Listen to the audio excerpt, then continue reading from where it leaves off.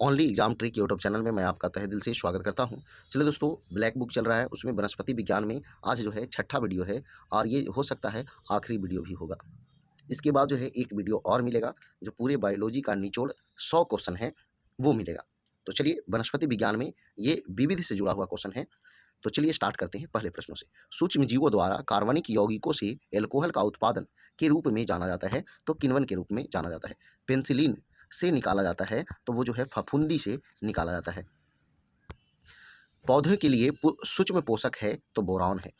Mushroom की खेती में उपयोगी नहीं है। किसमें उपयोगी नहीं है? तो सस्य रोगों के जैविक नियंत्रण में जो है उपयोगी नहीं है। खेत की फसलों के अध्ययन को कहा जाता है तो एग्रोनॉमी कहा जाता है। क्या कहा जाता है? एग्रोनॉमी।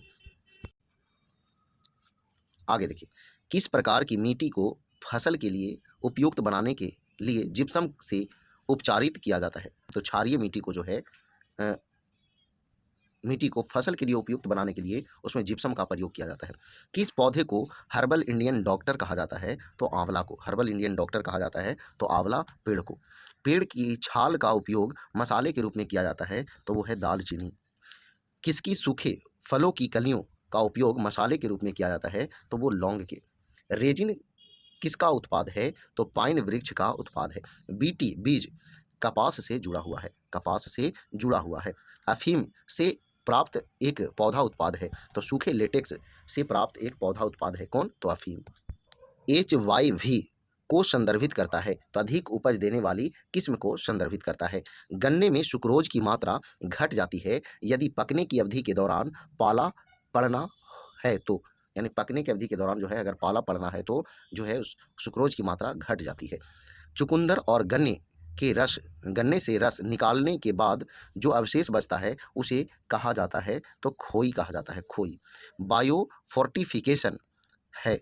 बायो फोर्टिफिकेशन है तो फसलों के पोषण मूल्य को बढ़ाने के लिए प्रजनन की विधि बिना निषेचन के फल का विकास कहलाता है तो पार्थेनोकार्पी कहलाता है। बिना निषेचन के फल का विकास पार्थेनोकार्पी कहलाता है। मलेरिया के इलाज के लिए आमतौर पर इस्तेमाल की जाने वाली दवा कुनैन एक पौधे से प्राप्त की जाती है। पौधे के किस भाग से औषधि निकलती है? तो तने की छाल से निकलती है कुनैन दवा जो मलेरिया के उपचार के लिए होता है। सील करने योग्य या खुला ग्लास कंटेनर जिसमें मिट्टी और पौधे हों, जिसे संरक्षण और पौधों तक पहुंचने के लिए खोला जा सकता है, उसे कहा जाता है तो टेरारियम कहा जाता है। टेरारियम। किसने मधुबन गाजर को विकसित किया है जो उच्च बीटा कैरोटीन और लौह पदार्थ के साथ एक बायोफोर्टिफाइड गाजर की किस्म है?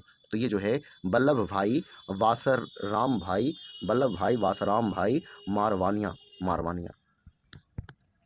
तो चलिए दोस्तों, ये जो है आपका विविध से जुड़े हुए प्रश्न थे। टोटल 20 प्रश्न थे, सभी इंपॉर्टेंट थे, खास करके TCS के द्वारा पूछे गए थे। तो चलिए, अगर वीडियो पसंद आया तो वीडियो को लाइक करें, दोस्तों के पास शेयर करें। तो आज और इतना ही। जय हिंद, जय भारत, वंदे मातरम।